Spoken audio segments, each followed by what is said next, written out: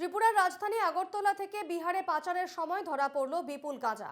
উদ্ধার হওয়া গাঁজার দাম ৩ কোটি টাকা। রবিবার কাকভোরে নিউ বঙ্গাইগাঁও রেল স্টেশনে ডাউন কাঞ্চনজঙ্ঘা এক্সপ্রেস থেকে উদ্ধার ৮০০ কেজি গাঁজা। জিআরপির অভিযানে ধরা পড়ে এই গাঁজা পার্সেল ভ্যানের রাবারের ভেতরে ভরে পাচার করা হচ্ছিল গাঁজাগুলি।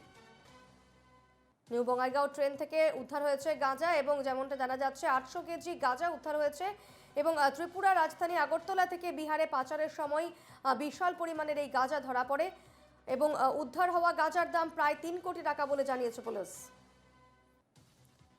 বঙ্গাইগাঁও রেল স্টেশনের ডাউন কাঞ্চনজঙ্ঘা এক্সপ্রেস থেকে উদ্ধার হয়েছে ৮০০ কেজি গাঁজা। জিআরপির অভিযানে ধরা পড়ে এই গাঁজা পার্সেল ভ্যানের রাবারের ভেতরে ভরে পাচার করা হচ্ছিল গাঁজা।